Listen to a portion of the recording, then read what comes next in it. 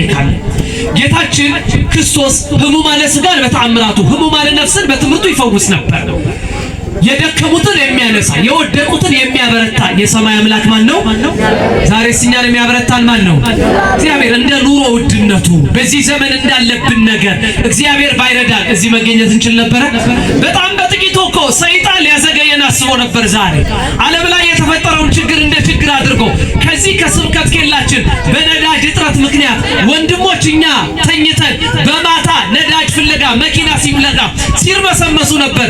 በመጨረሻው ዘመን እንዲቀርበት የማይፈልገው ነፍስ ስላለ እግዚአብሔር በአስፋልት ላይ ሆናችሁ መኪና ሞላ ስትባሉ እንባችሁ እየመጣ ከዚህ ጉዞ ልቀር ነው ያላችሁን መድኃኔ ዓለም ይሄው ሰረገላ አዘጋጀና ለዚያ በቃን። ክብር ምስጋና ለአምላካችን ይሁን። የሚረዳ የሚያጽናና አምላክ ነው። ማንም እንዲቀርበት አይፈልግም። ለምን? እሱ ስለ ብዙዎች ነፍስ የሚጨነቅ ነዋ። ድሃይቱን የሚረዳ ነዋ። የጎደለውን የሚሞላ ነዋ። የተሰበረውን የሚጠግን አምላክ ነው። ታዲያ ኢያሪኮ በሚባል ቦታ ገባ ይላል። በዚህ ከተማ ውስጥ ከገባ በኋላ ቅፍርናሆም ወደምትባል ከተማ ገባ። ከኔ ጋር ናቸው?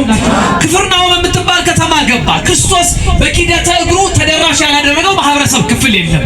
የወደቁትን ያነሳ ነበር፣ የተረሱትን ያስታውስ ነበር። ዛሬም እግዚአብሔር እዚህ ቦታ ላይ ክርስቶስ በተሰቀለ ጊዜ ደሙ ሲወርድ ቅዱስ ዑራኤል ደሙን በጽዋ አድርጎ ዓለም ላይ ቢነዛው ደሙ የነጠበበት ቦታ ምን ይሰራል? ቤተክርስቲያን ይሰራል። አያችሁ፣ ጊዜው ደረሰ።